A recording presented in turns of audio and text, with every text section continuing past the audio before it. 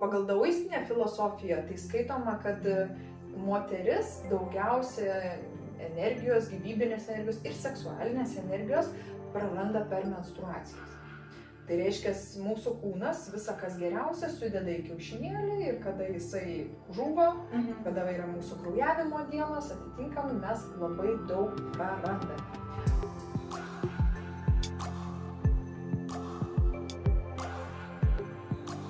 Tai sveikas atvykęs ar sveika atvykus į Pakeliui namo. Labai smagu, kad šiandien mes vėl turėsime pokalbį, tikriausiai skirtą labiau subalansuotą moterims, bet labai tinkantį ir vyram. Tai iš tiesų labai kviečiu pasiklausyti tiek tuos, nes pas mane šiandien svečiuose yra Edita Esenku. Sveika atvykus. Labas. Į Pakeliui namo. Ir kiek aš žinau, tai tu esi Dao tantros mokytoja, meistrė, praktikė turbūt irgi galiu pasakyti, ne? Ir aš tiesą sakant pati, turbūt ten visko apie tave nuodugniai tikrai nepapasakosiu ir nepristatysiu, kaip tu pati turbūt galėtum apie tai papasakoti.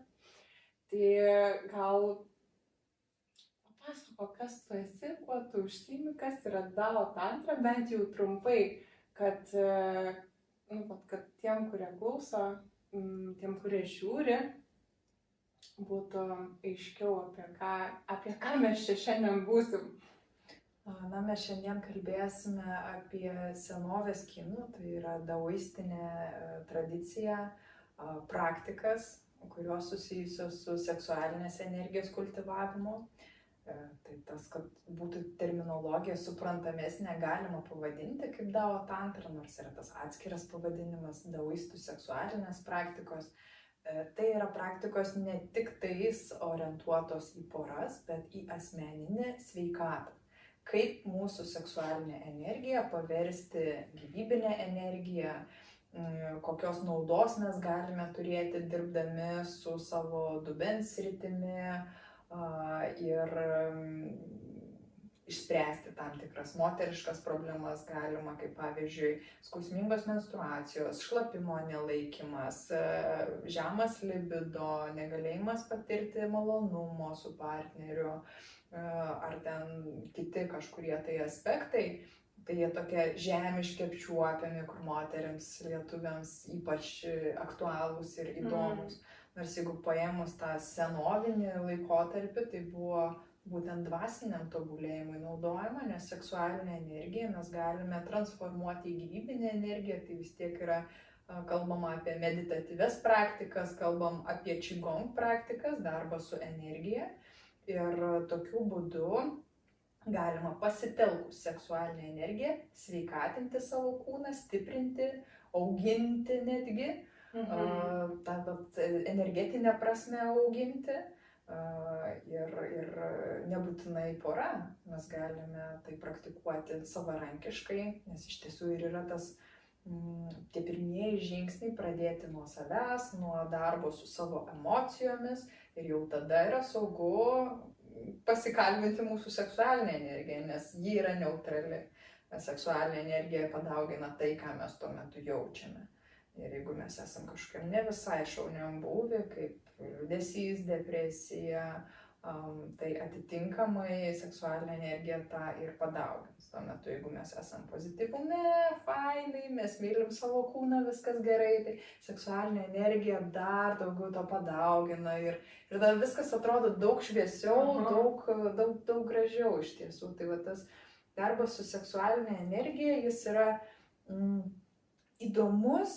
Yra tam tikri pratimai, bet taip pat galima ir fiziškai tiesiog jausti, kaip ta energija mūsų kūne juda, nes kada žmonės išgirsta, pavyzdžiui, kad ir Dao tantra ir galvoja, čia kažkokie intimumai poroj, čia kažkokios pozos super duper ir čia dabar ferverkai vyksta daugkartiniai orgazmai.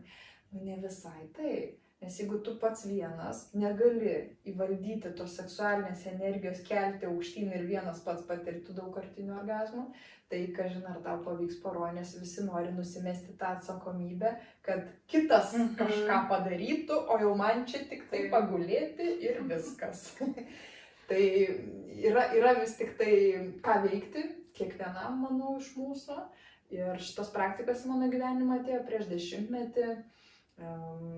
Tuo metu aš net nenumaniau, kad mano gyvenimas pakryps į tai, kad aš gilinsiuos taip giliai, kad tapsiu, iš pradžių pradėjau mokytis pas meistrą Mante Kačyje, tai kinų meistras gyvenantis Tailande, žymus čigongo mokytojas, ir aš pas jį visą laiką mokiausi tiesiogiai, ne tai, kad jis iškepa instruktorių ir tada iš jų prisimokai, nežinai, ką prisimokai, ar visai teisingai ar ne, tai aš taip labai norisi, žinai, išmokti tiesiai iš šaltinio, tai kremtu tos mokslus jau 10 metų ir kiekvienais metais aš vis išgirstu kažką naujo, vis kažką kitaip suvokiu, giliau pajaučiu.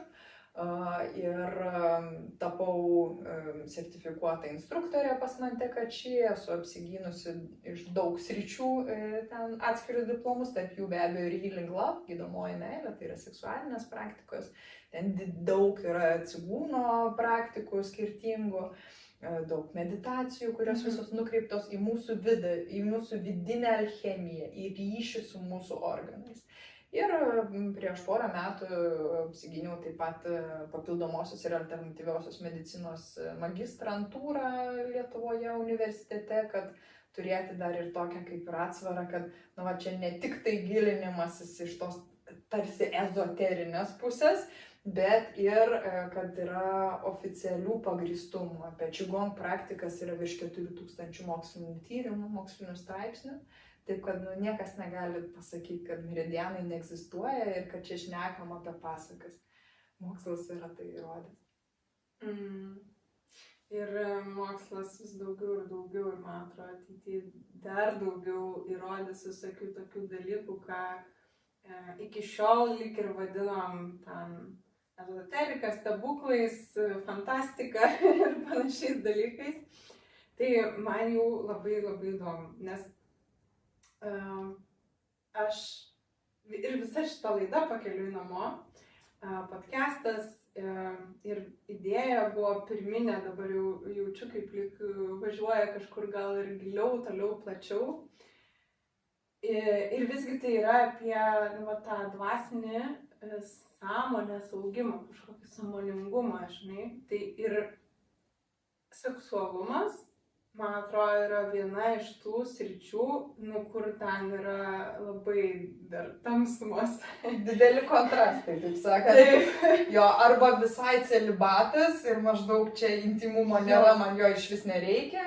Ir iki priklausomybės nuo pornografijos, erotizuotos apsirengimo moterų ir taip toliau, kas irgi yra visiškai kitas kampas, kuris yra vėlgi per daug to atvirumo ir tarsi to auksinio viduriuko trūksta, nes, apie tai galima kalbėti tik šeimoje, tai galima kalbėti tik tarp dviejų žmonių. Kaip čia galima kalbėti apie tai garsiai? Va, ir visokių tokių daug įsitikinimų, kas, aišku, ir labai suprantama, iš kur jie velkasi mums kaip šleifas.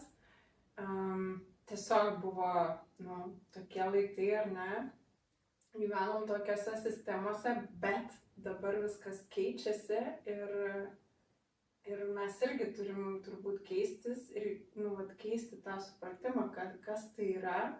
Ir kitaip jo neišeina keisti, kaip tik tai patiriant per save, turbūt ieškant per visokias praktikas, per patyrimą. Man asmeniškai tai kas iš to žinojimo, žinai, kad ten taip ir taip, kažkur ten kažkoks gerai straipsnis, moksliniai tyrimai, šventraščiai, mokytojai, dar kažkas pasakė, jeigu aš to nepatyriau, nepajaučiau, neišgyvenau, tai ir kas iš tų žinių, man atrodo, yra labai svarbu tas žinias, kad tu suvoktum ir suprastum, kas tai yra, tai jas įkūnyti. atnešti į kūną, į patyrimą ir tada nebe žinios gaunasi, o gaunasi išmintis apie tuos dalykus ir tada tiesiog lengva gyventi tuo, o ne tik žinoti, kad, ten taip turėtų būti. Perpasakot knygas. Jo, perpasakot knygas, tada tikėtis, kad aš patirsiu ten, jau paskaičius knygą, ten tuos 5 orgazmus per vieną kartą, žodžiu, taip lengvai ir paprastai nepatiriu, tai kažkas su manim blogai, žodžiu, yra dar visokių tokių dalykų. Ir žinai, aš dar papildysiu, kad, sakykime, aš dar prieš įeinant į tas praktikas, prieš 10 metį, pavyzdžiui, aš negalėjau patirti jokio orgazmo ir aš vedžiau į Google, kaip patirti orgazmą. Ir skaitai, kad ir ten tos populiariosios žiniasklaidos straipsnius. Ir mano išvada buvo, joms tai duota, man tai neduota, nes nieko nėra atsakymų, ką daryti, kažkokia graži istorija aprašyta ir sėdė taip, o kas man iš to, tik aš to negaliu praktiškai panaudoti.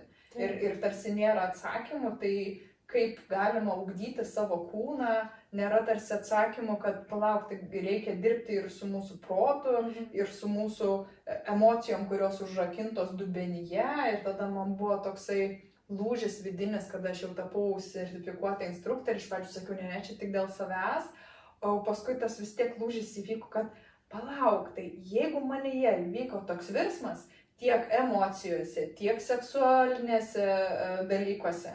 Ir aš pagalvojau, reikia apie tai kalbėti. Taip, man buvo gėda ir atrodė, kad jeigu čia kas nors iš kolegų mane pamatys, nes aš tuo metu dar ofise dirbau ir aš taip nedrąsiai pradėjau. Iš pradžių Facebooką susikūriau kaip SNQ DAO. Ir visos nuotraukos buvo be veido, nes juk nedrąsu, jeigu kas užmatys, bet tas smalsumas, noras edukuoti jisai buvo. Ir aš tą website savo jau sukūriau tuo metu ir galvoju, reikia kalbėti ir pamačiau, kad moterims smalsu, kad joms reikia, kad jos suvokia, kad kažkas yra daugiau negu vien tik tai tas toks fizinis intimumas. Kad vis tik tai yra tas energijos judėjimas mūsų kūne ir kad mes galime eiti į gylį tiek su savim, tiek su partneriu.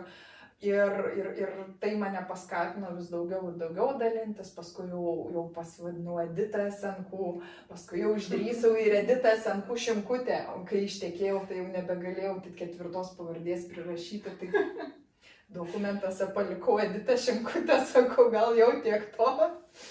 Per daug čia tų vardų gausis, bet tas net ir slapyvardis SNQ, jisai man toksai su mano misija nešantis vardas.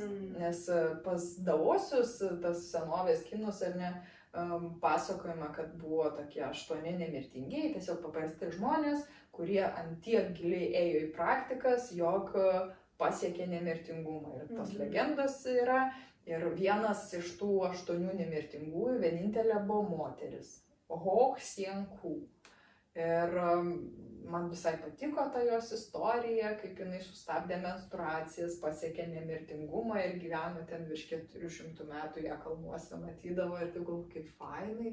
Ir žinai, be jokio tapatinimosi, bet su tokiu, žinai, tarsi norėčiau, kad jinai mane tarsi globotų šitame kelyje, šitoje sklaidoje, kur tu gali sulaukti ir to negatyvaus, žinai, kad žmonės nesupranta, apie ką čia.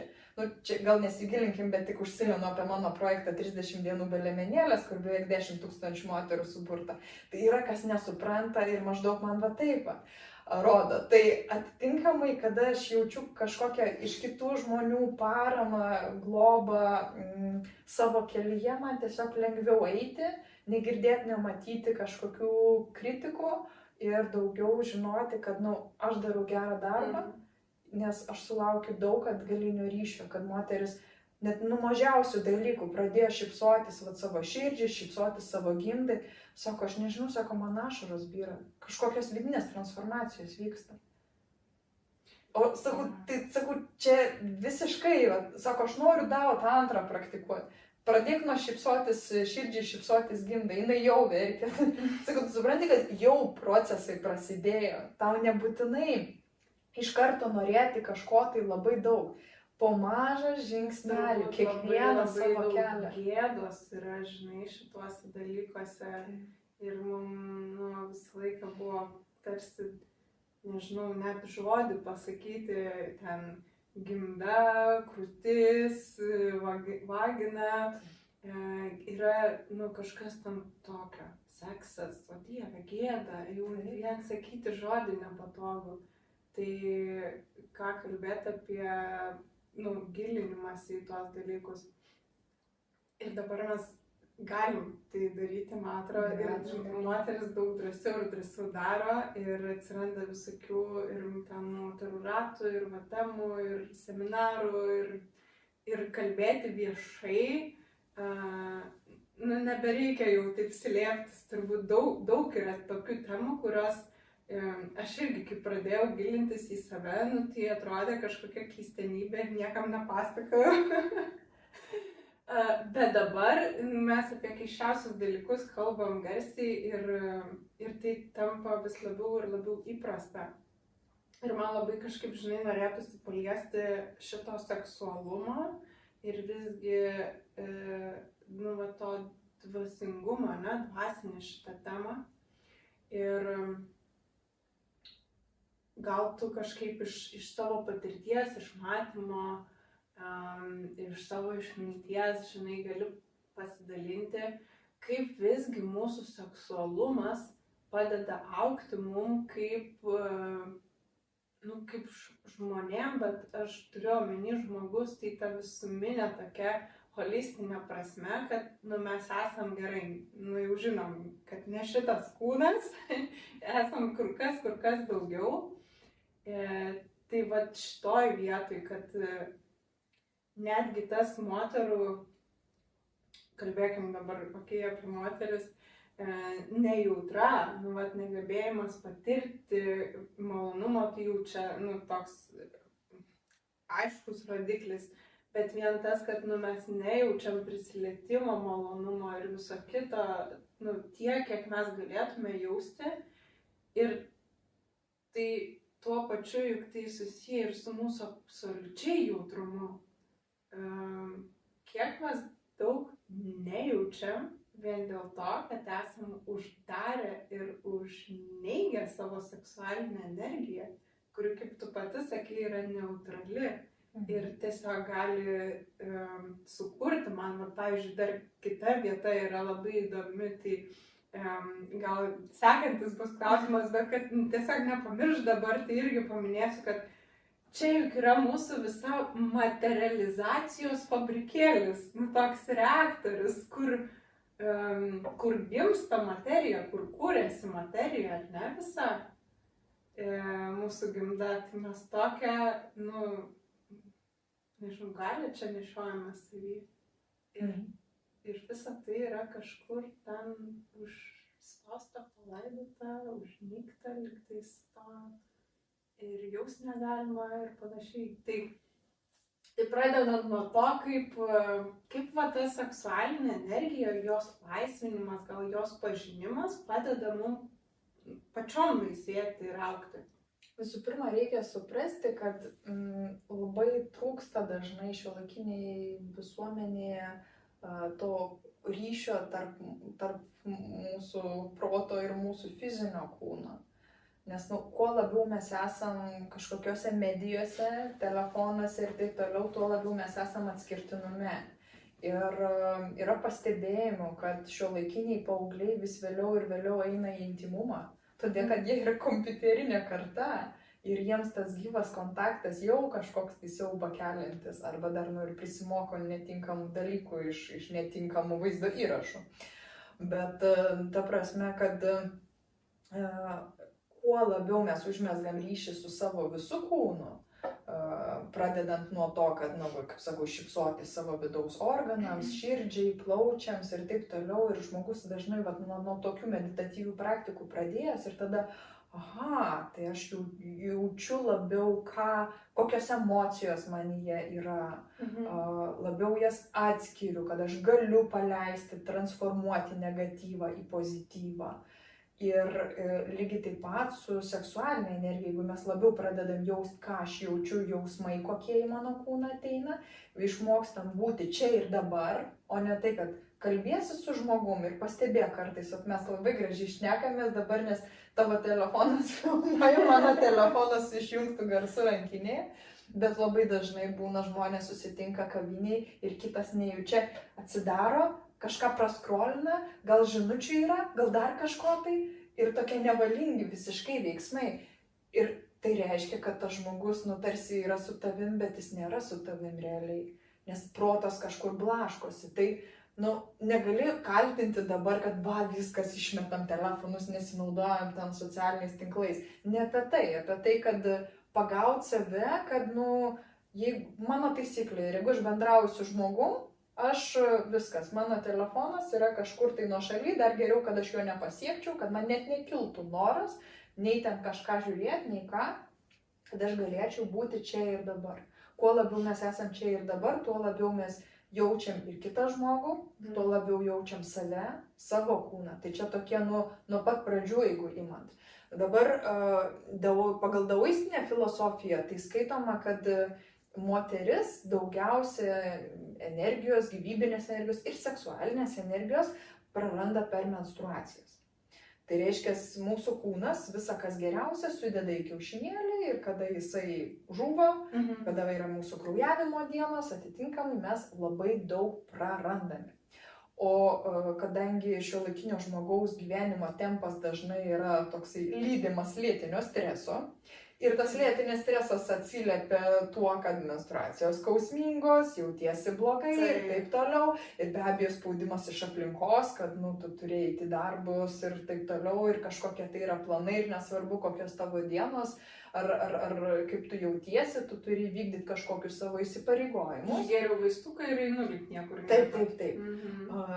Nors jeigu mes bent kažkiek tai pakoreguotumėm į tą tokį švelnesnę versiją, nespausti savęs, nereiškia, kad dabar nebeisi į darbą, jeigu tu tą samdomam darbę dirbi. Nebūtinai, bet apie tai, kad galbūt kažkokie tai lengviau darbus pasiplanuoti, sunkiausius pasilikti ne menstruacijų laikotarpiai, o kitų laikotarpių įgyvendinti, tai mes daug geresnę savijautą turėtumėm. Nes kada mes prarandame daug gyvybinės energijos, tai atitinkamai mums stokoja kūnas ir tos pačios seksualinės energijos, nes mes tarsi viską paleidžiam. Ir šitoj vietoj, būtent kalbant apie menstruacijas, tose senovinėse praktikose ir buvo tas sąryšis su dvasiniu tobulėjimu. Yra pastebėjimų, kad daugiau dvasinių lyderių yra vyrų. Kodėl? Nes jiems tam tikrą prasme paprasčiau, kad arba ten vyriškas seksualinės praktikas su ejakuliacijos kontrolę taiko, arba iš visi celibatą išeina ir viskas, jiems tauposi energiją. O kaip tu ten, ar celibatas ar necelibatas, moteriai vis tiek menstruacijos vyksta. O kaip tą kranelį užsukti? Tai kada mes sąmoningai dirbam su savo dubens sritimi, atsiranda daugiau daugiau gyvybinės energijos ir mūsų žemutiniam dantenėje, mūsų pilve. Pilvas yra tos mūsų antrosios smegenys, čia daug emocijų, visokio emocinės informacijos. Bet taip pat ir čia, kada mes jaučiam šilumą, atitinkamai mes turim daugiau gyvybinės energijos. Jeigu mes turim daugiau gyvybinės energijos, mes galim eiti į daug gilesnį gylį dvasiniam tobulėjime. Nėra taip, kad meditaciją dariau ar qigong praktikas, prikaupiau karščio, atėjo mėnesinės, visas karštis išbėgo ir tada vėl iš naujo bandom kaupti energiją ir vėl jinai išteka. Tai kad taip nebūtų arba kad ištekėtų jos mažiau ir daugiau galėtumėm prikaupti, tai atitinkamai mes galime taikyti tas daoistinės seksualinės praktikos, kurios senais laikais jos ir buvo tam skirtos, kad tu galėtum labiau eiti į dvasinį tobulėjimą. Šiuolaikiniai moteriai daug aktualiau ten šlapimo nelaikymo bėdą išspręsti ar skausmingas mėnesinės ar malonumo aspektus. Bet tas senasis gylis, jisai buvo daugiausia susietas būtent šituo kampu, su tuo dvasiniu tobulėjimu, nes realiai, jeigu mes turim daugiau gyvybinės energijos ir mes gyvenam sklandume su savo menstruacijų ciklu, neperlenkiant kažkokios lazdos, bet tokiam normaliam ritme, sakykim, savo, tai atitinkamai mes galim daugiau nuveikti. negu visą laiką stresuoti. Biški čia, dabar truputį tą padarysiu, truputį tą ir praėjo diena, oi, nieko nenuveikiau, kaip čia dabar. Nes, gal per daug žmonės nori apsižiūrėti kitą kartą visko padaryti, nes, taip tarsi kažkokius pavyzdžius mato socialiniuose tinkluose, va, ten tas, ana padarė, o aš nieko nepadariau. Ir kažkoks tai vietoj to, kad gyventų savo gyvenimus, gyvena svetimus gyvenimus, realiai. Dar kažkokiam apkalbom, jeigu skirt laiko, tai visai klausyko, tai kada ryšį su savimi megzti. Ta prasme, tai jeigu kiti įdomesni, tai aš suprantu, kad kartais gali būti kažkoks pramoga pasmalsavimas, bet jeigu tai tampa kaip gyvenimo būdas, mes vis labiau ir labiau prarandam ryšį su savimi ir savo kūnu. Taip mes, dabar ne apie tai, bet aš kartais kalbu apie atsakomybę ir atsakomybės prisiėmimą, tai čia, žinai, svarbu prisiimti atsakomybę, bet mes kartais, ką tu ir sakai, mes prisiimam atsakomybę už visus aplinkui. Ten kokius 5000% atsakomybės, tuo tarpu nesam visiškai atsakingi už save. Ir toks tarsi atsakomybės ir atidavimas aplinkai gaunasi, kad aš bandau sukontroliuoti viską aplink save ir tada aš kažkaip ten pasijausiu, galėsiu atsipalaiduoti, kaip jau čia visi viską padarys taip, kaip aš noriu. Bet čia, žinok, labai gerai temą palėtė, dėl to, kad, jeigu paimti, sakykime, pastarųjų kelių metų įvykius, kada pandemija, paskui kariniai veiksmai kaimyninėse valstybėse ir kai kurie žmonės ant tiek gyvena tuo, kas yra žiniasklaidoje, kad jie realiai jaučia atsakomybę už visus aplinkui, gyvena tokiam didžiuliam strese, kitus užkrečia tuo pačiu stresu, bet savo gyvenime, savo net buityje ar savo vidiniam pasauliu visiškai neturi jokios nei atsakomybės, nei tvarkos, nes gyvena kažkur Ir netgi, kas liečia, pavyzdžiui, kad neužkrėsti kito, aš tarsi atsakingas, už kito gerovę, kitų pasirūpinti, čia ir dar geras žmogaus sindromas labai gerai įsijungia, kad, kaipgi aš čia būsiu, žodžiu, kažkoks ten blogas, kaltas ir panašiai, o tai palauk, kur tu savim kada pasirūpinė, kad tikrai būtum atsakingas, kad tu būtum sveikas, tavo kūnas būtų sveikas, pailsėjęs, visko aprūpintas, tavo psichologinė būsena būtų stabili, gera, tu tenai nenušoktum į emocijų kažkokius kalnelius ir panašiai. Už tavo veiksmus, ką tu pasirenki, žinai, kiekvieną dieną, ką tu pasirenki galvoti, ką tu pasirenki veikti, kaip ar tu kažkaip savo tą realizaciją ir gerbuviu ir tai, kad su tavim viskas būtų gerai, ar tu tikrai tuo pasirūpini. Jo, ir aš čia papildyti dar tave norėčiau, meistro Mateko Čija tokių gerų pavyzdžių, kad, sako, negatyvios emocijos, jos kaip piktžolės. Jos auga visur, pas visus, prasme, auga. Ir jeigu mes jų neravėsim, mes turėsim šabakštynį. Ta prasme, jeigu mes norim auginti daržovės, gėles, mes turim kažką su tuo daryti. Arba ten, kaip aš gamtinė žemdirbystė, ir užmulčiuoti, arba ravėti, arba ir tas. Bet kokiu atveju mes turim įdėti pastangų ir prasiravėti tas piktžoles, tas negatyvias emocijas, kurios galbūt kažkieno mūsų primestos, ar iš mūsų vidaus išeinančias. Bet jeigu mes to nedarysim, tai darbas su seksualinė energija, jisai bus toks, labai paviršinis, arba tiesiog tai bus kūniški veiksmai. Kaip sakau, žmonės dažnai įsivaizduoja, dao tantrą, tai čia gal kokia poza, gal kokį, žinai, techniką man duok, kaip čia dabar patirta orgazmą. Kaip geriau. Jo, žinai, yra tam tikri pastebėjimai, tie 3 orgazmų lygmenys dausizme, kad klitorinis, G taško, gimdos orgazmas čia būtų šiuolaikiniai atitikmenys, nors ten kitaip sakydavo, kad moteris 3 vandenius turėtų patirti, kad galėtų būti pilnumoj patenkinta ir soti šitą seksualinę prasme. Bet tai nereiškia, kad iš karto reikia pradėti tik tai nuo technikų. Nes, kaip sakau, jeigu vidiniam pasauliu ne viskas tvarkoj, šitos gėlytės nežydės tam šabakštyne. Niekaip, jo, čia labai geras pavyzdys, žinai. Vat ir apie tas pačias emocijas. Nu, mes privalome jas pasižiūrėti pradžiui, išsiravėti tas piktžolės ir šabakštyną, kad augtų ir skleistųsi tas sodas. Ir kartais būna taip, kad pasižiūrim į tą piktžolių daržą priaugusi tankiai ir sakom, ne, aš jau nieko čia nebegaliu padaryti, aš taip pykstu, ar taip liūdžiu, ar čia taip man viskas blogai, kad atrodo, kad tai stipriau už mane ir vėl, neprisiimu atsakomybės, kad taigi mano daržas, aš apleidau mano piktžolės, galiu eiti jas ir išravėti. Kai kam sunku, tada jie eina pas specialistą, tada jisai arba pamoko kaip ravėti, arba pats pradeda kažkaip tai traukti po vieną tą žolę. Bet net ir nueiti pas specialistą yra savo atsakomybė. Aš turiu prisimti atsakomybę, kad, gerai, tai aš dabar pripažįstu, kad man gal vienam yra sunku, ar ten nesigauna, ar net aš nenoriu tai žiūrėti baisu, neužtenka drąsos, dar kažkas. Tai yra žmonių, kur tikrai gali pasirinkti, kuris yra artimas, su kuriuo kažkaip rezonuoja. Tuo labiau, kad labai skirtingų technikų yra, kurios emocijų paleidimą, kažkam iššokti, kažkam iškalbėti, kažkas tai kažkokiu tai fiziniu būdu.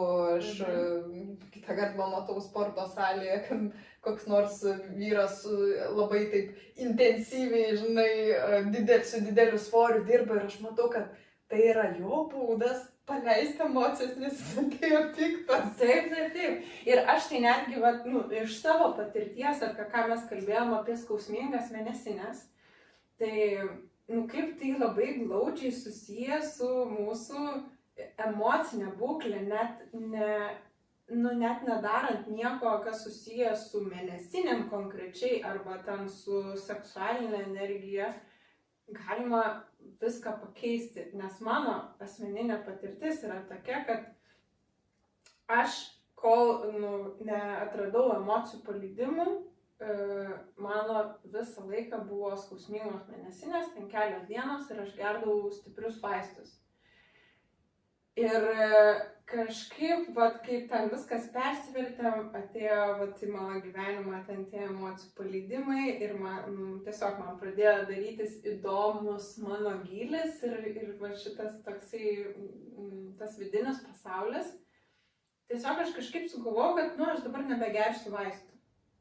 Ir net nekreipiau dėmesio, kad aš taigi čia kiekvieną mėnesį geriu tos vaistus. Ir tiesiog pradėjau dirbti su savo vidum ir po to kažkaip supratau, kad palatai, bet man nebeskauda.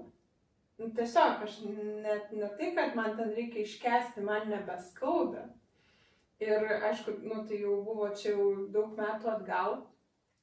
Bet ką dabar pastebiu, kad kuo einant gilyn į save, kuo daugiau tos laisvės ir jautrumo atsiranda, tuo ir čia to jautrumo ir su moterišku ciklu daugiau atsiranda. Pradedi jausti, kaip ten banguoja viskas, tavo energija, mano energija, mano nuotaika, tai ką aš noriu veikti, kaip man norisi būti ir kad kiekvieną kartą, kiekvieną mėnesį jinai yra skirtinga ir kad per tas menstruacijų mėnulio dienas kartais norisi visiškai atsiriboti, palysti po kaldra į savo olą ir su nieko nebendrauti, kartais visiškai kitokia būsena, daug ten paprastesnė, lengvesnė. Kartais yra ir tie skausmai ir gal tu čia daugiau gali net paaiškinti, nežinau, papasakot, kaip tai dar kažkaip susiję nuo to, kaip mes pragyvenom savo mėnesį ir koks yra tas mūsų tada kraujavimo periodas.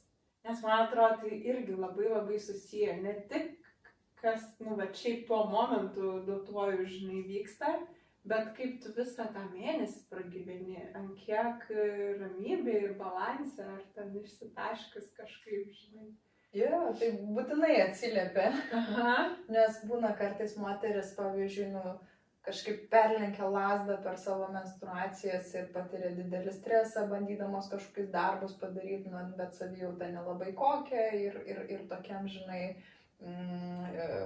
strese, tai tada kitos menstruacijos bus dar skausmingesnės, bus dar sunkesnės.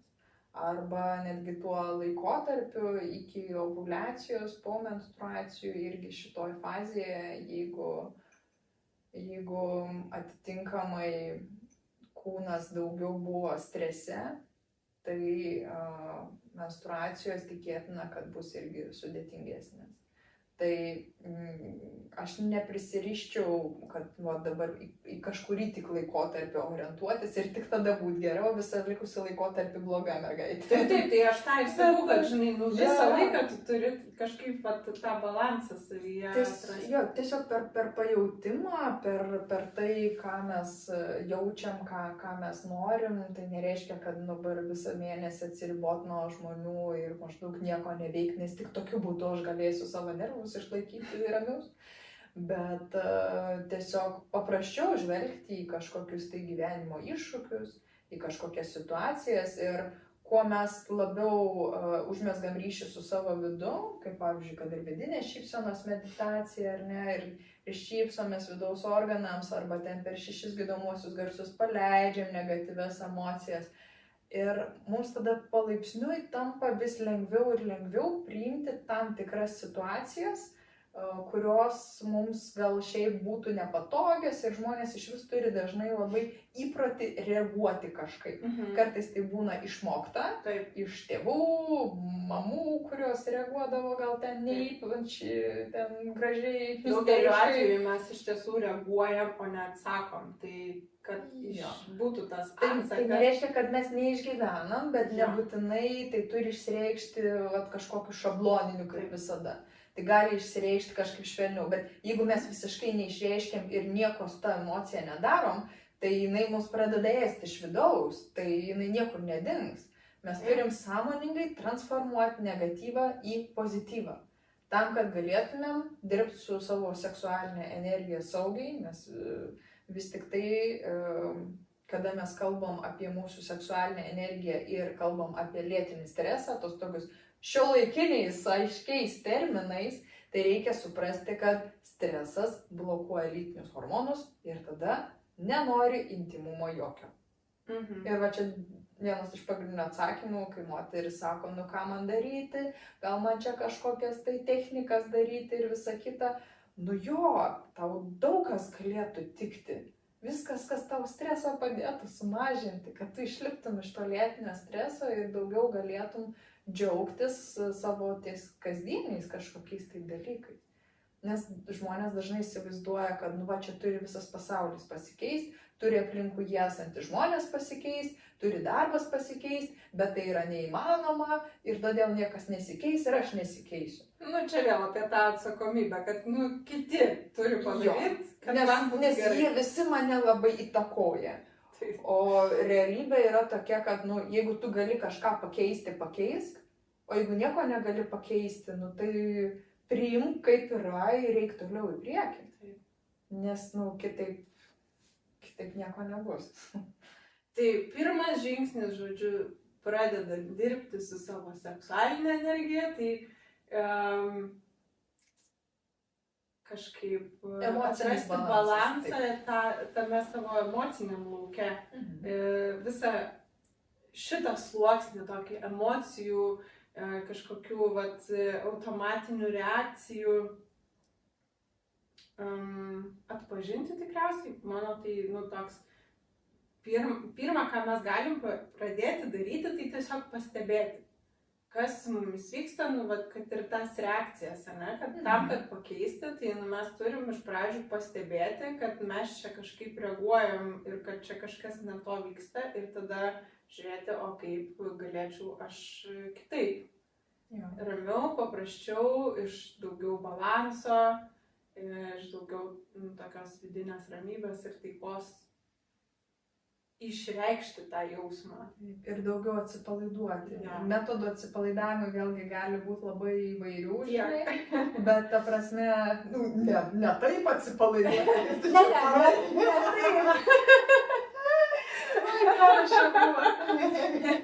Jo, bet žodžiu, kad jų yra iki kaklo ir dar daugiau. Taip, taip. Čia gal daugiau apie, kad ir masažas, pavyzdžiui, karšta vonia, ar kažkokie tokie vat, malonumai, kurie padeda mūsų nervų sistemai pailsėti, kad autonominė nervų sistema vyrautų ne simpatinė, o parasimpatinė, kuri įsijungia tada, kada mes medituojam, kada mes ilsimės, kada mes esam tam ramiam būvį.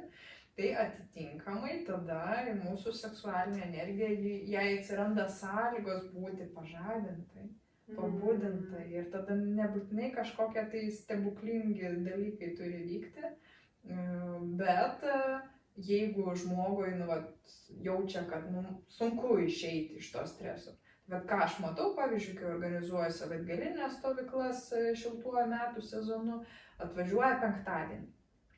Moteris tokias, kur aš čia pakliuvau, kas čia dabar bus, man nedrąsu, aš pirmą kartą, aš nieko nepažįstu. Ir tokį, matai, dar įtampos iš po darbų, žinai, gal ten kažkas iš namiškių, kur tu čia važiuoji, kokį tu čia nesąmonių prisigalvoji, kokias dar čia tos seksualinės praktikas, sėdėk namie. Jūs tokia nuotaika, žinai, atvažiuoja žmogus kitą kartą.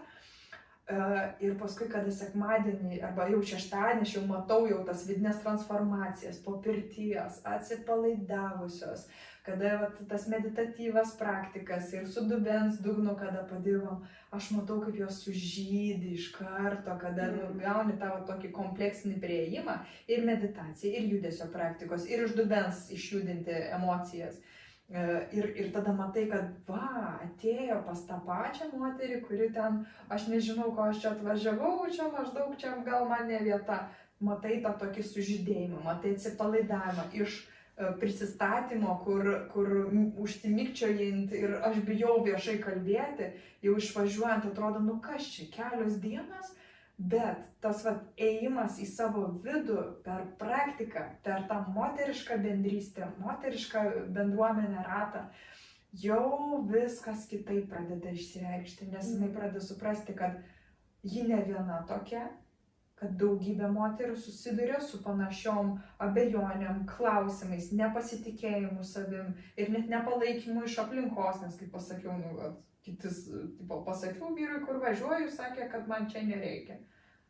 O grįžta ir paskui vyras sako, džiaugiasi, kad aš išvažiavau, klausė, kada kitais metais bus ta veikla, nori dar mane išsiųsti, pats už savo pinigus mane išsiųsti. Tai ant kiek, žinai, kol nepabandai eiti savo vidų, tol dažnu atveju žmogus net nežino, ką jame ras. Ir eiti savo vidų visada yra baisu.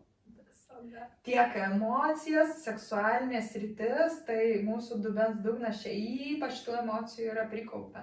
Dėl moteris, kada, pavyzdžiui, pradeda dirbti ir su fiziniu kūnu, pavyzdžiui, kaip nefrito kiaušinio praktika, ir vidiniai raumenys dirba, ar ne, suspaudžia, atpalaiduoja tą nefrito kiaušinį.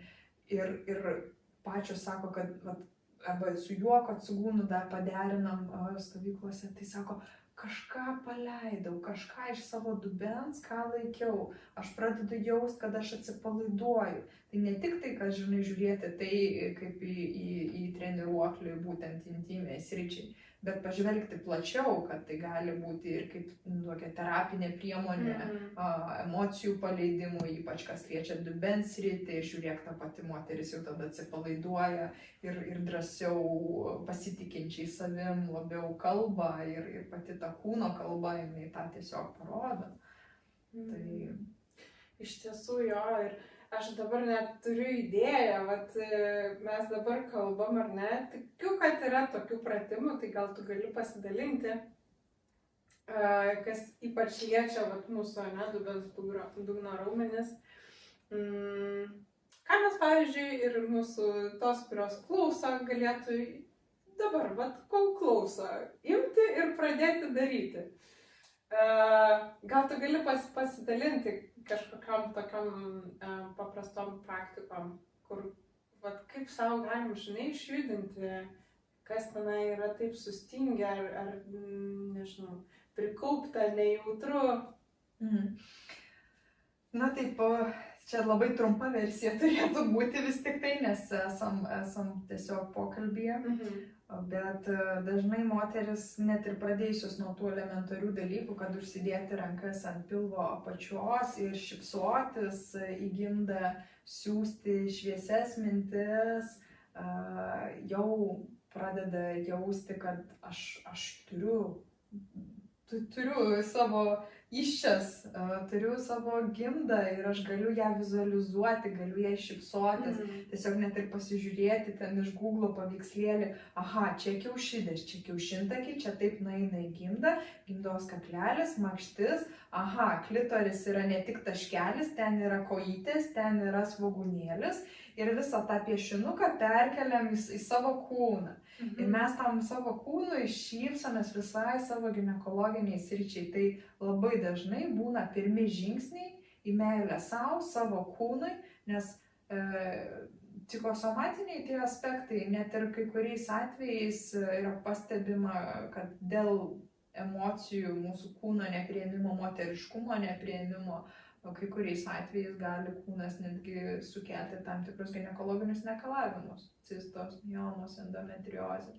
Iš vienos pusės tai labai fiziniai dalykai, bet iš kitos pusės niekas iki galo nežino, kaip tai gali veikti mūsų maityjimas. Aišku, čia veikia ir fizinis kūnas, ir mityba, ir detoksikacijos svarba, ir būna moteris kartais derina su badavimu ir tam tikrais pratimais dubens. Ir kartais kūnas pats suardo, o kartais ne.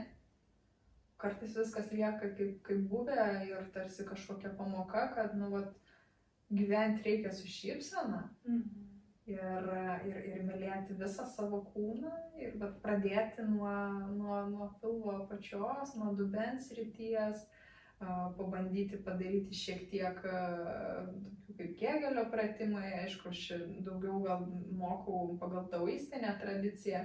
Bet jūs galite ir tiesiog... Ar tai kažko skiriasi?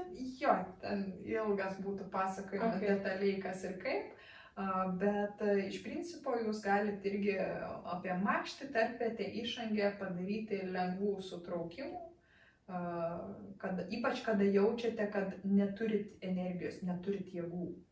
Jums galbūt ar šalta, ar jaučiatės visiškai pavargusios kažkokios tai ir reikia kažkaip tai pasisemti energijos, tai ir man, sakyčiau, geriau veikia negu kad ten pasėdėti kelias minutės pamedituoti, nes kitą kartą tai irgi gali būti kaip grįžimas į save, į savo kūną, bet jeigu mes norim būtent tą savo seksualinę energiją greičiau transformuoti į gyvybinę energiją, mes galim šiek tiek tų sutraukimų padaryti ir žiūrėk, jau šiluma pasklinda po truputėlį po mūsų kūną ir atitinkamai mes turim daugiau šiek tiek energijos. Tokie paprasti atrodo dalykai, bet kaip mes galim pasinaudoti savo moterišką reprodukcinę sistemą ir savo tiesiog, nežinau, keisti savo būseną, ane? Jo, ir tai yra nematomi dalykai. Ta prasme, aš dabar kalbu, kol aš kalbėjau apie tos sutraukimus ir dabar, kai kalbu, aišku, aš sutraukinėjau. Aš irgi darau. Sutraukinėjau ir niekas to nemato, bet žmonėms, žinai, atrodo, tai kaip čia dabar, arba, nefrito kiaušinio praktika, kada jinai įvaldoma guolomis, tai galėtų ir pavaikščioti, žinai, ir kartais moteris ir darbą nuvažiuoja, paskui jau ten išsiima darbe. Ir moterim būna kartais toks, tai kaip dabar į darbą, bet tai niekas nemato. Tai lygiai taip pat ir šitie sutraukimai ar pasišypsojimas į gimdą. Kartais tu gali uždėti ranką, o kartais gal ranka čia, o kita ranka, sakykime, tu ten į monitorių žiūri ar kažkur per langą ir niekas net nesuvokia, nes nepagauna, kad tu esi tame meditatyviam būvyje. Esi savyje, nors iš išorės to visai nesimato. Tai vat, nustoti ieškoti kažkokių specialių vieta, specialus apšvietimas, žvakės čia turi būti tyla, o pas jūs namie tylos nebūna, nes yra kiti namiškiai, yra ten vaikai ir taip toliau, kurie nuolat triukšmauja ir aš dabar nieko nedarysiu, todėl kad man nėra sąlygų. Taip. Dažnai šitas būna pasiteisinimas, labai dažnai. O realiai tai net ir tos moteris, kurios šitaip masto, jeigu jos pradeda keisti savo mąstymą, kad palauk, bet aš galiu sakyti, kad ne tai, kad šeimai visai paskelbti, kad aš dabar einu į savo intimumo praktiką, ten treniruoju dubens dugną, aš dabar einu kiaušinio praktiką daryti, galima pasakyti, aš einu medituoti. Tai yra mano laikas, meditacija. Užklijuoti lapiuką ant durų, netrukdyti, aš dabar medituoju. O ką jūs darysite, tai yra jūsų reikalas. Ir nebūtinai ten išsirengti, jeigu yra kiti namiškiai ir jums tai būtų nejauku dėl to, bet galima ir per drabužius, ko puikiausiai įsidėti, sakykim, tą kiaušinuką, arba padaryti tos pačius Kegelio pratimus, ar krūtų savimasažą galime ir per drabužius pasidaryti, ar duše pasidaryti. Ir žmonės labai dažnai nori sąlygų. Tai arba aš neturiu tam laiko, o Facebook'e valandą praskrolint turi laiko vakare, arba darbo metu netgi. Turi, okei, tai tada atitinkamai galima suprasti, kad 10 minučių skirti kažkokiai praktikai irgi gali. Jeigu atitinkamai mes suprantam, kad tas jeigu mes į kažką telkiame savo dėmesį, tai atitinkamai pokyčiai ir vyksta. Jeigu mes atidėliojam, aš tą darysiu vėliau, kai kurie žmonės taip nugyvena visą gyvenimą. Aš būsiu laiminga, kai turėsiu geresnį darbą, aš būsiu laiminga, kai turėsiu automobilį, kai pasistatysiu namą, kai bus vaikų, kai vaikai užaugs, kai vaikai ten ištekės ves, kai bus anūkai, kai numirsiu galų gale, sako, būsiu laimingas. Čia tas pats žiauriausias, kada išgirdi iš senolių, kada jie pasako, aš būsiu laiminga, kai numirsiu. Nu tai košmaras, klausyk, tada supranti, kad nuolat yra atidėliojama ir nebūnama čia ir dabar. Ir kalbant apie tas Dao tantrines praktikas, aš dažnai išgirstu, šypteliu, kada, žinai, o kada bus porom? Nu, nežinau, nes šiaip tai čia yra darbas su savim, o jau paskui antras lygis yra porom. Nu, bet jeigu mano vyras nepraktikuos, tai žinokit, aš nepradėsiu irgi.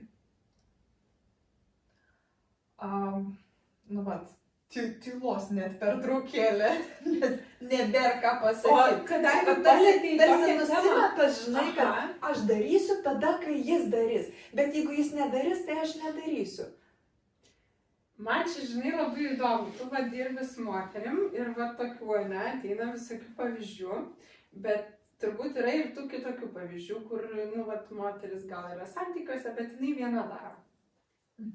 Kaip ten keičiasi dinamikos santykių? Turbūt vis tiek dalinasi, ne? Jo, tai tikrai būna gražių istorijų. Vienos pasako savo partneriui, kad kažką daro, kad praktikuoja, kitos slepia, nes galbūt jisai kritiškesnis toks yra, o paskui papasakoja, sako, jau pats paklausė, kas pasikeitė, kad, intimumo metu kitokie pojūčiai, sako. Ir tada į vyrai dažniausiai užsikabina, kad kur apie tai daugiau galima sužinoti. O kad sužino, kad yra ir knyga seksualinės doistų praktikos vyrams, ne tik tai moterims, ir dar poroms yra, ir kad galima eiti savarankiškai, bandyti šitas praktikas.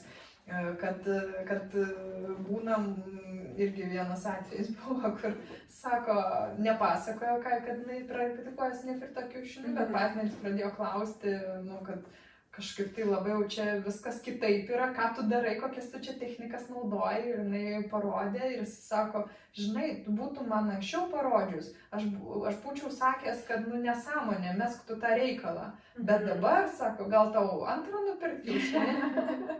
Aha, kaip patiria praktiškai, kad kažkaip čia mes moteris labai smalsios būtybės esam ir moteris tiesiog mes turim daugiau tos iniciatyvos. Ir nebūtinai kažką tempti už ausų, jeigu sako, kad nenoriu, man neįdomu, čia man nerūpi. Bet mūsų pavyzdys visada įkvėps. Jeigu moters emocijos tampa stabilesnės, jos menstruacijos lengvesnės, jinai daugiau gali nuveikti, tai daugiau šypsosi, jos PMS yra lengvesnis, atitinkamai partneris nebenukenčia.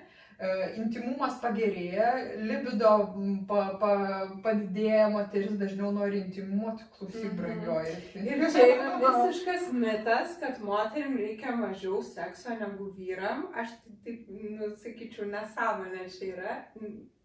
Kai tu esi, nesimėgauji šitų dalykų, tai tada aišku, ir ten ir nesinori, ir ten viskas atstumta, dar įsitikinimai visokie pareina, bet tas mūsų senas toksai mąstymas, ne, iš ten tėvų, senelių ir dar kitų visokių mokymų. Bet iš tiesų, tai man atrodo, moteris yra ne ką nemažiau aistringa ir mėgaujasi seksu ir visų procesų ir malonumų ir gal net daugiau. Labai skirtingai, man atrodo. Čia ir visokie psichologiniai momentai susideda ir yra to šiuolaikiniai seksologijoje ta terminologija, kad ne kiekvienas turi savo tą seksualinį temperamentą, kad prigimtinai mes esame vienokie ar kitokie, aktyvesni ar pasyvesni. Bet iš esmės tai labai skirtingos istorijos būna. Vienos moteris skundžiasi, kad žemas libido, kitos sako, mano aukštas libido ir man reikia šitų praktikų, kad susitvarkyti su savim, nes sako, man stoga rauna, man reikia į darbą eiti, o sako, man mintis visai kitur. Tai žinai, lygiai gali moteris susidurti su panašiais iššūkiais kaip ir vyrai, sakykime, kuriem daugiau reikia nuraminti savo protą, taip klajojantį. Tai visaip gali nutikti, bet realiai, jeigu mes dirbam su savim, tai kada mes transformuojam seksualinę energiją į gyvybinę energiją, tai tiek jeigu tas libido yra žemesnis, dar ir jeigu poroj gyvenama, dažnai moteris pastebi tą suaktyvėjimą, o jeigu daugiau koncentruojamasi į dvasinio tobulėjimo praktikas, kaip mikrokosminės orbitos meditacija, tai iš vienos pusės tu gali atverti tuos energetinius kanalus ir į multiorgazminį lygmenį eiti, o iš kitos pusės, jeigu neturint partnerio, tai daugiau fokusuoti dėmesį, kad aš transformuoju tą savo vedžiojančią seksualinę energiją, kurios galbūt pas moterį kažko retai yra labai daug ir nežino, ką su ją daryti, nenori kažkokio tai nepažįstamo vyriškio pasigauti, kad kažką tai padaryti su tą energiją, tai tiesiog transformuoti. Tos meditacijos pagalba? Pratimai plus meditacija, jie padeda tą energiją kaip šilumos pavidalu kelti aukštyn, sukti ratu, transformuoti. Nieko blogo, jeigu tokia moteris eis ir į savęs maloninimą ir tada tą energiją dar užkėlinės, nes tada jau darbas yra su karšta seksualinė energija, nes prieš tai aš paminėjau, tai darbas su šalta seksualinė energija. Bet abiem atvejais mes galim ją transformuoti. Ir tu esi paminėjus, kad vyram apie kaip tik kaip rekomenduojama, nežinau, kad neišeikvoti energijos, tai mokytis valdyti savo ejakuliaciją, ne? O moterim, kaip moterim yra? Ir su savęs maloninimu, ar ne? Tai moterim atvirkščiai yra, orgazmas kaip tik kaip suaktyvina tą energiją ir kūrybinę, ir manifestacinę, ar kaip yra? Vyrams orgazmas irgi nieko blogo. Blogai yra tai, kad pas juos dažnai būna sulietai vieną krūvą orgazmas plus ejakuliacija, o jie gali atskirti. Tai aš už tai ir sakau, ejakuliacija ir orgazmas. Taip, bet dabar iš moteriškos pusės tu paminėjai būtent orgazmą. Tai aš tiesiog noriu pabrėžti, kad vyrai gali patirti orgazmą neejakuliuojant. Ir orgazmas tiek vyrui, tiek moteriai jis yra sveikintinas dalykas, tiek fiziologiškai, tiek emociškai, tiek energetiškai, tai yra nuostabus dalykas. Bet kalbant apie vyrus, tai būtent jie praranda daugiausiai gyvybinės energijos per ejakuliaciją, tai čia lygiai gretu kaip moteris per menstruacijas. Tai reiškia, kad moteris intimumo metu ar orgazmo patyrimo metu ji nepraradinėja. Kažkiek tai aišku gali prarasti, pavargti, pavargsta, bet ta iškrova tokia, ar ne, išeina orgazmo metu. Bet tai nėra tolygus nuostolis, kaip kad vyriškos ejakuliacijos metu, ir vyrai, kurie įvaldo tas daoistinės seksualinės praktikas, irgi pastebi ženklų skirtumą jų savijautoje, ar jie ejakuliavo, ar jie neejakuliavo. Tai, sakykime, tie partneriai, jie tampa tokia labiau lygiaverčiai teigiama iš daoistinės pusės, jog ir vyras, ir moteris tampa lygiaverčiai, nes abu tik tai dar labiau prigeneruoja orgazmindamiesi energijos, o ne praradinėja. Tai žodžiu, orgazmas yra nuostabus dalykas, tik tai pirmin.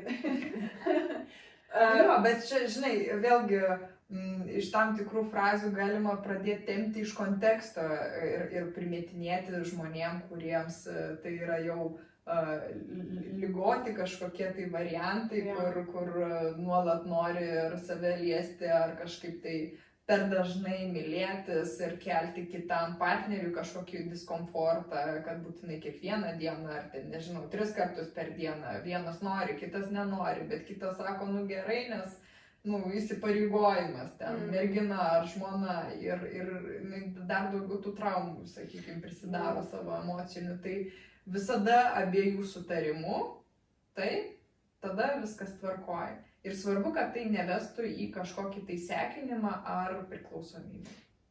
Ir visgi, jo, aš čia pasakiau orgazmui, fainai pirmin, bet turbūt tai neturėtų būti tikslas.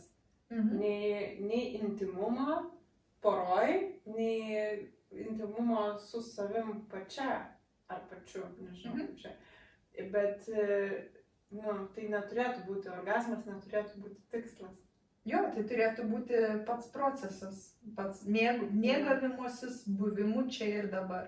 Nes kada žmonės susitelkia į tai, kad patirti orgazmą, dažnai būna tada dar ir pasąmonė pradeda blokuoti ir neateina.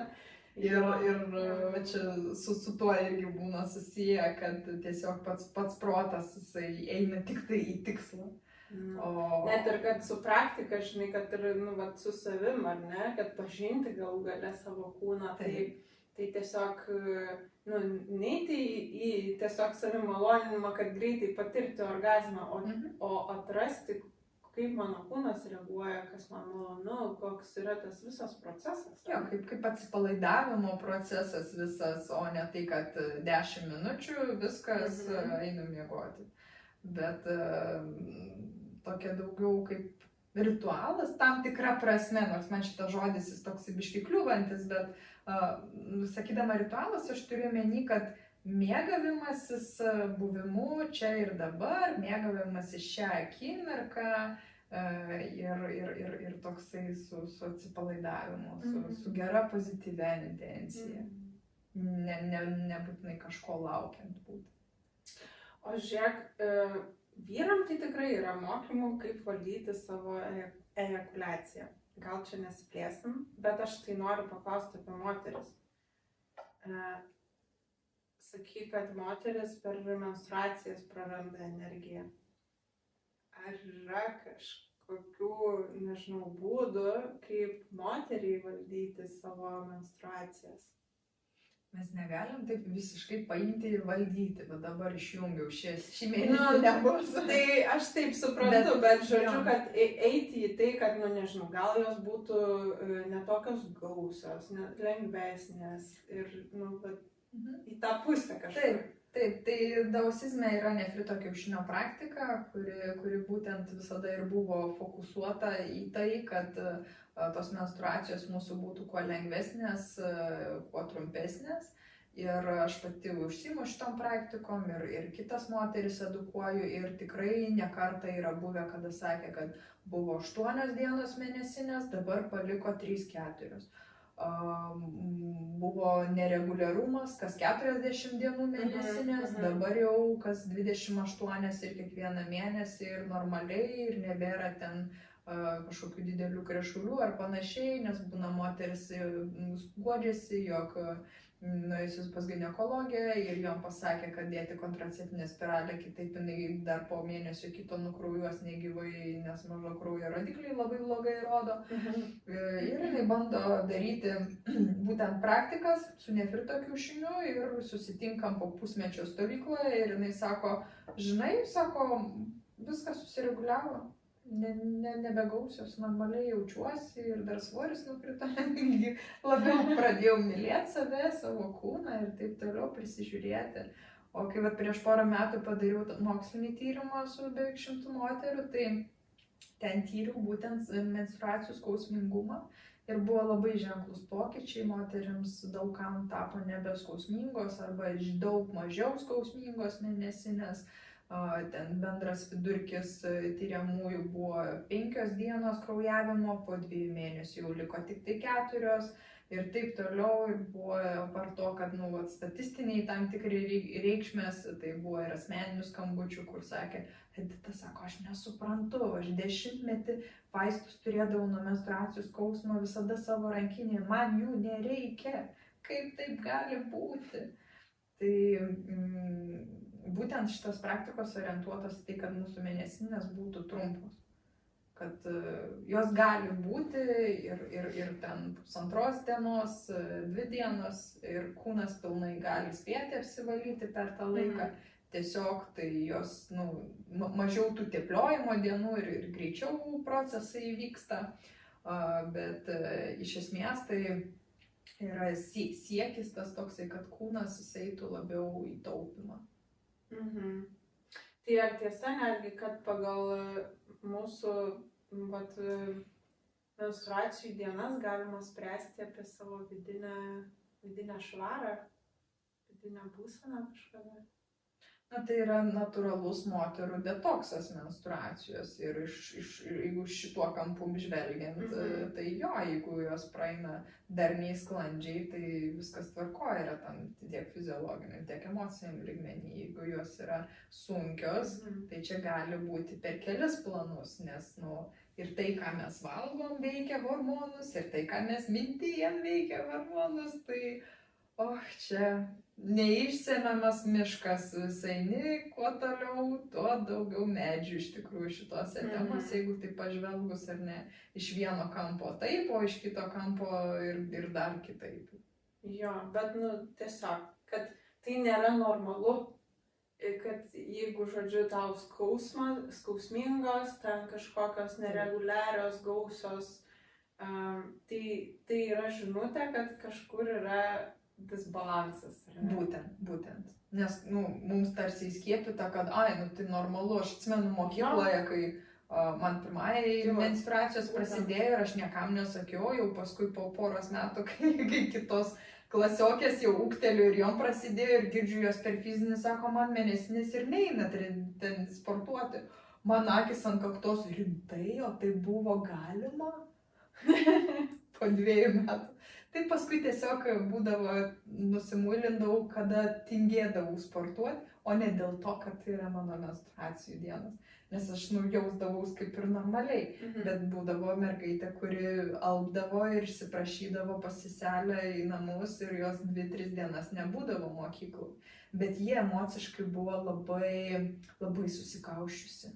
Ta prasme, ne tik tai tas, aš dabar pasižiūriu, žinai, tiek porą dešimtmečių atgal, tai suprantu, kad tas psichosomatiniai aspektai pas tą merginą labai stipriai pasireikšdavo, nes ji tokia labai nedrąsi, labai uždara, labai visko bijanti, pastoviai nepadarint namų darbų, prisirenkanti dvejetų ir panašiai. Ir toks nuolatinis stresas, tikriausiai namuose, šeimoje irgi. Galimai, tai žinai, aš dabar jau taip kaip ir nebe visai atsuku savo galvoj, kas tenais buvo, bet iš tos pusės, kad tas slėgimas, ką jinai jautė iš apskritai socialinių ryšių su kitais žmonėmis, jisai jai pasireikšdavo siaubingais menstruaciniais skausmais. Ir tai, kad mūsų mintis gali veikti, tai fiziologinis kūnas irgi gali veikti. Ta prasme, mes kada padarom mankštas ir atsipalaiduoja įtampas, ta prasme, įsivaizduokim, protas sudaro įtampas. Raiščiai, kur gimdą prilaiko, kodėl ten susidaro įtampos. Gali sakyti čia fiziologiškai, bet man atrodo, kad didelė dalim protas.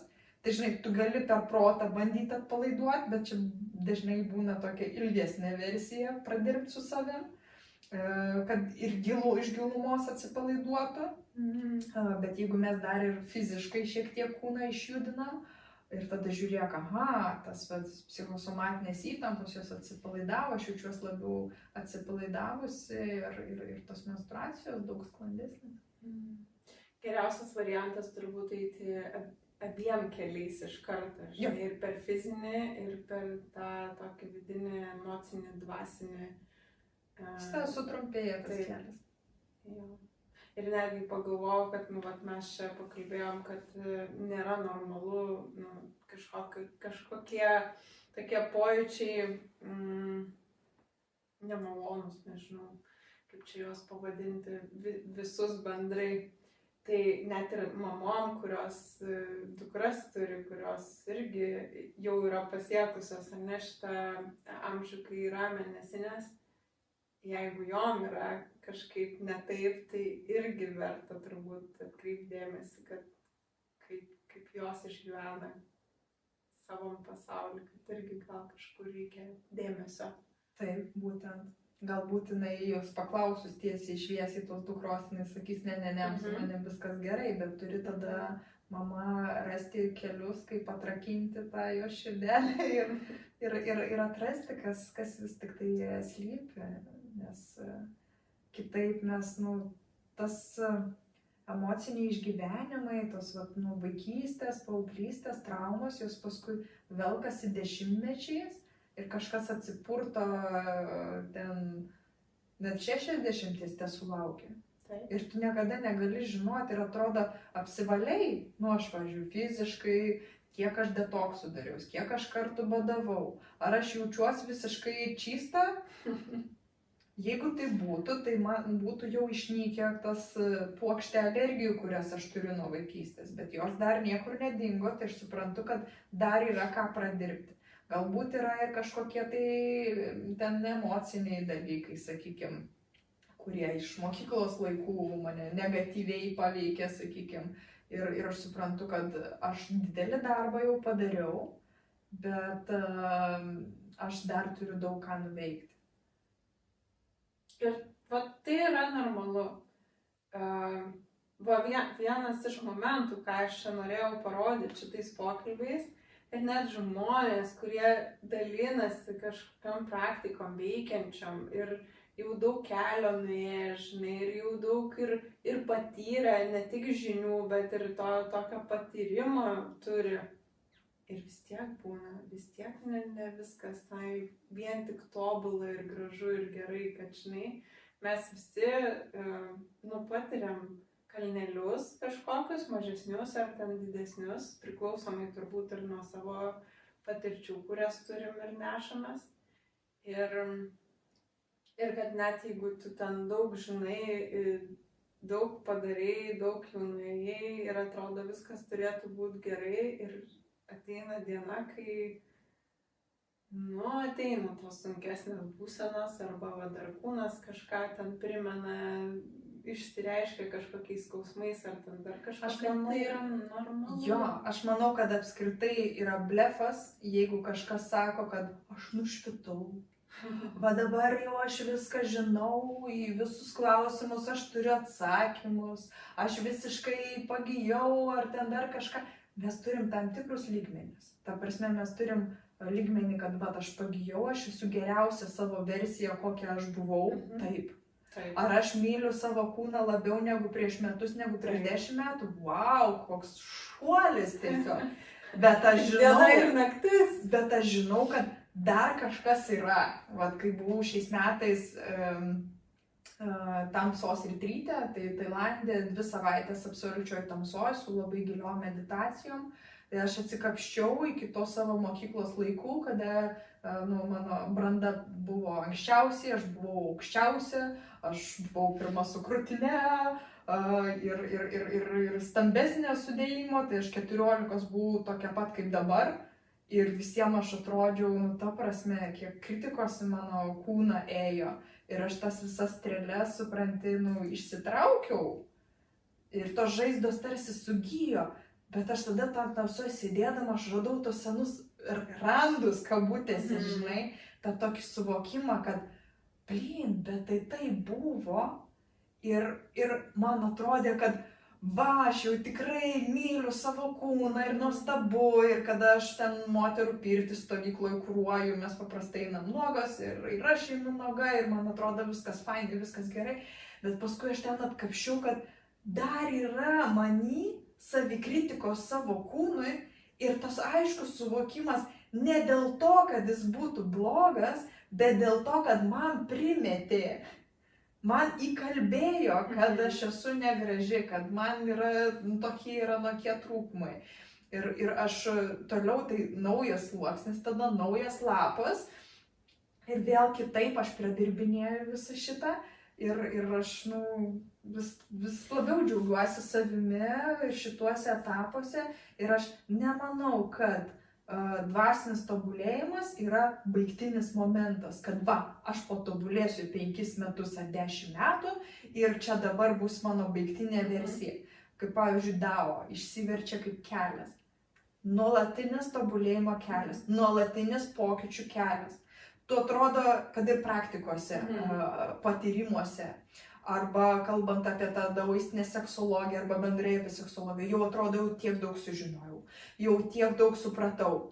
Ir tada dar supranti iš kito kampo, žinai, kaip ir studijų metu ten, žinai, o va taikomoji kineziologija tą ir aną sako, ir taip, oh my god, tai kiek ten dar visokių reikalų, bet kaip tai susijęs su mūsų kūnu, aha, tai bet, o tau in praktika, kai darau, tai aš taigi aktyvinu tokį ir anokį meridianą, tai pasigilinkime į kinų mediciną, o ten vėl nauji vėjai ir daugybė visokių dalykų.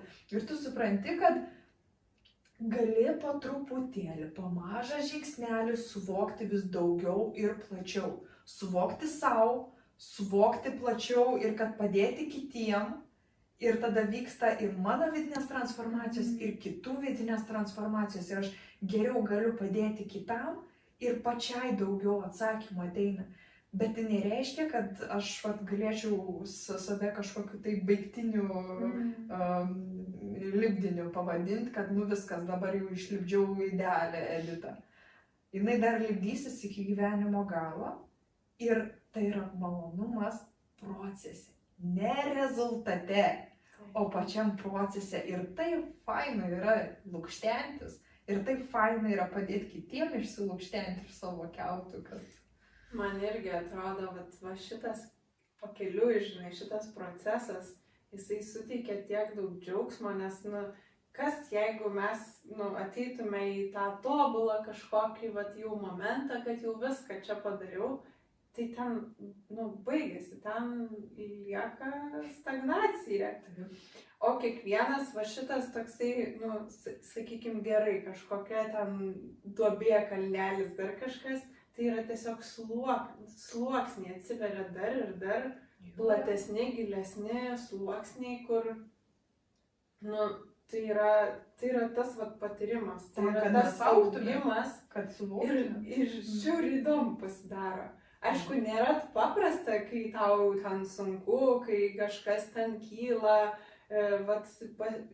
jauti, kad kažkokios ten gilios traumos ar nuoskaudos ar kažkokie prisiminimai iškyla į paviršių. Bet reikia drąsos jos pasižiūrėti. Bet man atrodo, tai yra taip įdomu ir taip vertinga, kad aš tai asmeniškai, tai žinai, kai tai būna, tai džiaugiuosi, nes jau kažkaip išsiugdžiau, išmokau, kad gerai, vadinas, po šito, praeisiu šitą, tai dar vienas sluoksnis nusiimti.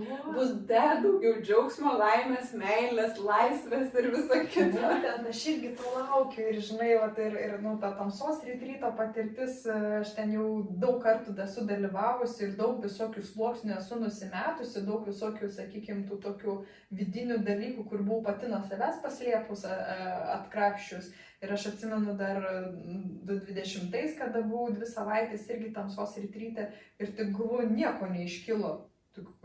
Netikiu, kad aš čia būčiau tokia visiškai švarutėlė, kažko matyt nedasikapščiau, matyt nepakankamai giliai praktiką. Nu, ir tada Gal irgi nebūtina, žinai, savęs visą laiką stumti. Ne, Turi man būti tenai kažkas, čia reikia kažką atkapstyti, kad blogai pasijus, bet kitą kartą, žinai, jau ateina toksai, kad, iš eigos, žinai, pamačiau, va čia dar buvo kažkoks užsisukimas. Nu ir pagal kaip aš, žinai, sudirbu kažkokiam emocijom, tai gerai, tai buvo, matau, ar galiu tai pasveikinti, ar galiu tai paleisti, galiu apkabinti su meilė, važiuojam toliau, žinai, fainai, aš pamačiau, dar ir čia buvo kabliukas. Ir kartais jie būna, tokie, paprasti, pamačiau, paleidau, atsvėriau, važiuojam toliau, kartais būna biški pasipriešinimo daugiau, kartais, tada sunkiau reikia išjausti, išgyventi, išbūti. Bet aš manau, kad tai yra gerai, kad mes su tavim dalinamės apie kažkokius tokius, paslaptingus vidinius dalykus, kur turėtume pasilaikyti savo ir nesakyti, aš jau čia tokia labai protinga. Bet čia ir yra nuoširdumas ir atvirumas, kad mes tiesiog žiūrovam parodytumėm, kad realybė yra realybė. Kaukės yra dažniausiai, kad aš esu meistras, aš viską moku, viską žinau, čia dabar pamokysiu, kaip gyventi. Net ir tie patys meistrai, jie turi savų kažkokių tai problemų ar kažkokių tai savų dalykų, kur jiems irgi reikia kažką tai išmokti. Ir niekada nesureikšminkit kitų žmonių, negarbinkit kitų žmonių. Nes vienintelis, ką mes turim, ne tai kad garbinti, bet sakoma dausizme, kad šventikla yra mūsų kūno viduje. Ne išoriai, ne kažkokie tai dievai, šventiklos ar ten gurų kažkokių garbinimai. Tada atiduodi energiją jiem. Maitini juos energiją. Mums reikia į save, į savo vidinę šventiklą telkti dėmesį. Tada mes jausim daug daugiau energijos, nes mes jos niekam neatiduosim, o savyje auginsim. Tai tas nesilyginimas su kitais ir priėmimas, drąsa kapstytis po savo vidinį pasaulį ir matyti tam tikrus etapus, perėjau wow! Nes, jeigu pagalvoju, sakykime, kiek aš buvau užsidariusi kitų dao praktikų, kad, sakau, net kūnas į jokį orgazminį patyrimą iš vis nėjo, o paskui, kai jau pradėjau ten skaityti, pažiūrėjau, teoriją, kad tie 3 vartai, klitoris, G-taškų, gimdos yra, sakau, čia fantazija, fantastika, gal kažkam, kažkur, kažkada, bet, man tai čia nieko nešviečia. Bet aš tiesiog ėjau atvira širdim į tas praktikas, suveiks, nesuveiks. Ir kada suveikia, ir tada supranti, kad wow, tai kokios galimybės vis tik tai yra žmogaus. Tai kas yra tas darbas su energija, kad mes galim realiai judėti, jausti energijos judėjimą kūne. Nes pirma pas mane buvo ne paskaitos ar knygos apie tai, kas yra čigong, o realūs pajautimai. Realiai pajaučiau šilumą, eina, man įdomu, aš noriu daugiau. Noriu daugiau tų praktikų, kad jaust, kaip manyje juda ta energija, nes supranti, kad tai yra apčiuopiama. Jo, va čia turbūt linkėjimas skeptikam visiems būtų, kurie gal sako, čia nesąmonė. Vat kai yra patyrimas, tiesiog nueik ir pabandyk įsitikint, kad nesąmonė. Tada, kai pabandysi, įsitikinsi, tikrai neveikia tau, galėsi sakyti ne. Bet gali būti, kad patirsi savo kūnu ir pamatysi pats, kad visgi kažkas ten vyksta ir visgi yra kažkokie pojūčiai ir gali būti, kad tada pasidarys įdomu, o kaip čia ir kas toliau. Tai jo, tai kažkaip norisi ir dar tiesiog, sako, dabar žinai, tokiu metu gyvenam, kai kiekvienam žmogui, jeigu jisai yra smalsus ir pasiryžęs eiti į save, tai visas šitas suvokimas yra prieinamas ir atviras. Tiesiog reikia eiti į save, ne išorį ieškoti atsakymų, ne kažkur ten pas kažkokius guru ar mokytojus, kurie iš tiesų gali padėti ir nukreipti ir paspartinti. Ir viskas su to gerai, arba tais, kurie bet padeda kažkokiais tais klausimais susitvarkyti lengviau, bet viską vis tiek perpatikrinti per save. Aš gal išversiu iš savo pusės, ką aš norėčiau pasakyti, tarsi įtraukiant ir tai, ką tu paminėjai, kad esmė, ką mes darom, o ne ką mes perklausom kuo daugiau teorijos. Žmonės labai dažnai, ką aš pastebiu, ir tie populiariausi lektoriai, nesvarbu Lietuva ar užsienis, visada yra teoretikai, kurie labai gražiai moka išvedžioti apie gyvenimo tiesas. Jie žino labai daug visokių gyvenimo tiesų, visokių atsakymų, gal ir šaunų žmonės, viskas su tom yra tvarkoja, aš nesakau, bet dažniausiai vidinis pokytis pradeda vykti tada, kai mes praktiškai kažką pradedam daryti. Ar tai meditacija, ar čigong praktika, ar dirbti su mūsų dubens dugnu. Bet jeigu mes išklausysim 100 valandų paskaitų apie orgazmą, ar jis įvyks? Reikia kažkokį veiksmą padaryti. Sako, kad ten galima ir tiesiog su energijom, žinai, pasiekti, ne, orgazmus. Realu. Bet reikia ir tas energijas valdyti, vis tiek reikia daryti veiksmą. Ta prasme, 1000 valandų podcastų prisiklausę, tas neįvyks, bet jeigu jie užkabins pradėti kažką į tuos vidinius pokyčius ir toks tarsi supurtimas bus iš vidaus, tada nuostabu. Taip. Ačiū tau, kad pakalbinai mane. Ačiū tau, kad tiek daug skirtingų temų palietėm ir dar turbūt galėtume paliesti dar daugiau ir dar giliau ir man tai visai norėtųsi gal kažkada pratęsti. Jo, šiandien tai labai, labai smagu, ačiū tau, kad pasidalinai. Ir pabaigai tai gal kažką gali palinkėti, aš visą laiką prašau savo pašnekovų pasidalinimų, palinkėjimų, priminimų kažkokiu, gal galėtum su tais, kas klauso, pasidalinti. Man atrodo, kad mes jau tą net paskatinimą įvardinom su savo apibendrinimu, kad ne tik tai klausyti, bet ir bandyti daryti ir tiesiog drįsti. Ne tai, kad, žinai, eiti į nežinomybę, man baisu, o gal aš nemokėsiu, gal aš nežinosiu. O kaip tu žinai, ar tu mokėsi ar nemokėsi, jeigu tu nepabandėjai? O jeigu aš nemokėsiu, šypsotis gimdai nemokėsi?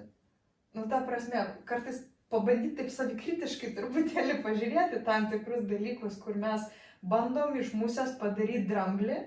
Ir suprast, kad tu žiūri į musę, ne į dramblį, nedaryk to dramblio, kol neįsižiūrėjai, kad čia tikrai tik tai nedidelė musytė.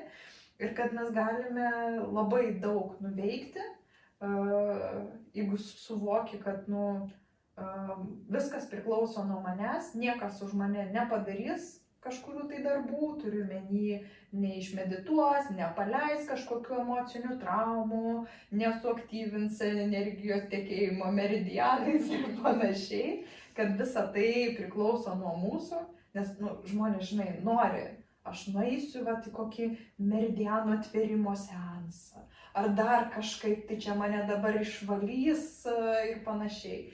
Tai dažniausiai tai bus arba vienkartiniai dalykai, arba jie bus tik tai dalinai veikiantis, todėl kad reikia įdėti ir savos intencijos ir mūsų protas, mūsų kūnas yra galingi įrankiai. Svarbu susikalbam su savim, norim, einam, darom, nuo mažiausių žingsnelių pradedam po truputį ir į priekį. Mes pokyčius kuriam niekas kitas, tik mes patys. Tai aš irgi to labai linkiu ir kažkaip mes čia irgi kalbėjom apie drąsą. Kartais pritrūksta jos pasižiūrėti į save, tai tiesiog viduje irgi mes šitą galim nuspręsti, prisimti atsakomybę, palipėti to vienu žingsneliu aukščiau į drąsą ir eiti, bandyti, tikrinti ir smalsumo gal gausis. Ir jeigu reikalinga pagalba ir padrąsinimas, kažkoks vedimas, nukreipimas, tai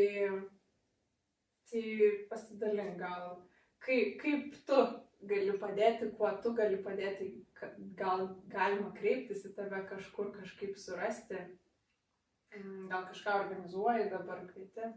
Mane galima rasti Facebook'e Edita Esenku Šimkutė, Instagram'e ir TikTok'e kaip Edita Esenku, dalinuosi gana daug turinio ir tų trumpųjų video reelsų formatu, kad žmonėms būtų ir įdomu, ir naudinga.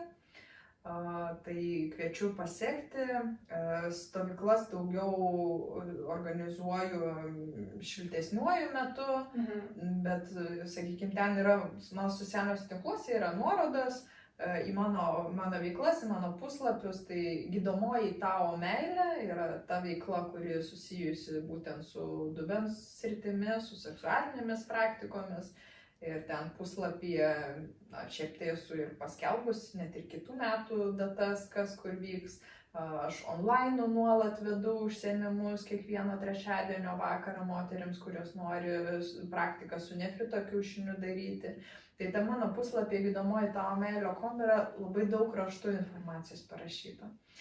Labai daug galima skaityti, gal net ir ne vieną dieną užtruks, kol viską perskaitys. Tam, kad aiškesni atsakymai būtų, kad būtų motyvacija, galbūt norėsit, jeigu pradėti su nefrito kiaušiniu dirbti, tai visos nuorodos realiai bus ir tiesiog stebėkit, ką dar pasidalinsiu. Ne, iš tikrųjų, man tokie šilti pokalbiai labai patinka, aš irgi mėgstu pokalbius tam, kad žmonės ūgtelėtų ir kitų kampų pažvelgtų. Sužinotų, įsikvėptų ir pabandyti.